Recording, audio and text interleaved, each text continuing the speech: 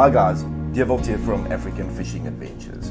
So in today's episode we'll be looking at something that our guests keep on inquiring about on a frequent basis, and that is the question regarding J hooks versus circle hooks and which not to use on a particular hook. So in today's episode I'll be looking at the two knots I believe that you need to know and grasp very quickly as a fisherman going forward. But more specifically, I'll be focusing on the circle hook and how to snell the circle hook. So as you may be aware, in today's market we would find two types of hooks. The traditional, more old school hook, the J hook, and then we have the newer kid on the block, the circle hook. Now in my opinion, both hooks still serve a purpose and has its place, all dependent on personal preference, etc, etc.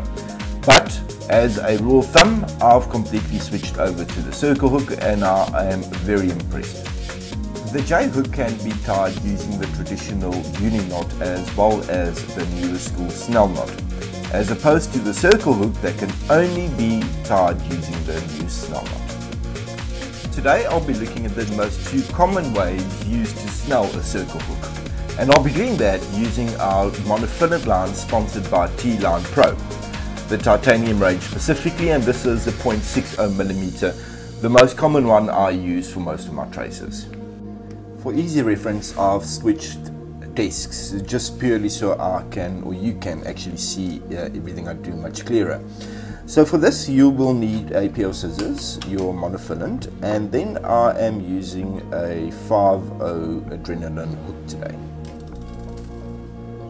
As I mentioned in my video earlier, there's two methods that you'll probably come across that are most common when you snell a circle hook, and I'll be showing you both. So the first one, what I want to do is get myself a piece of line that will be supposedly feature as my trace line. Give it a little cut. What I then do is I take my first part, I put it through the eye and pinch it down the shaft or the shank. I twist it around about 3-4 times, and I then loop it back through the eye from the back and pull tight. There you have your first circle hook snell. What I don't like about this particular method is that you still have a lot of spring within the knot itself, and this can come undone. So as preference, I would say that the one I'm about to show you, the rich man's knot, is the one that I would recommend you get to know or get comfortable with as quickly as possible. The second method I'll be showing you is called the rich man's version. That's what I got to know it as, and once again I want to give myself a piece of line that will supposedly feature as my trace line. I'll start exactly the same. I insert the tag end through the front of the eye, down the shank, and I pull it quite far.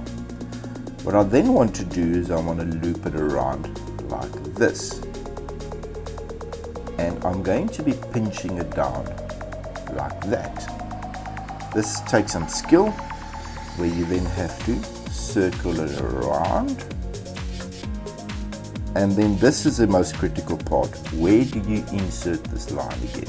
So first of all, what I normally do is I normally, as a rule of thumb, look and see which part of the loop faces the top.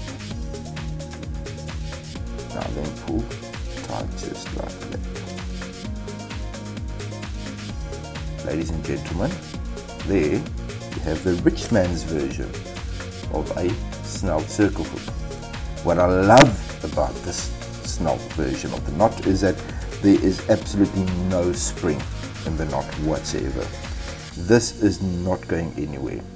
And then secondly, you don't have to necessarily do as many loops around the shank of the hook as what you would. So that's it from us today. I really hope that we added some value to your lives and enhanced your skills as a fisherman. Until next week, thanks for watching. Goodbye.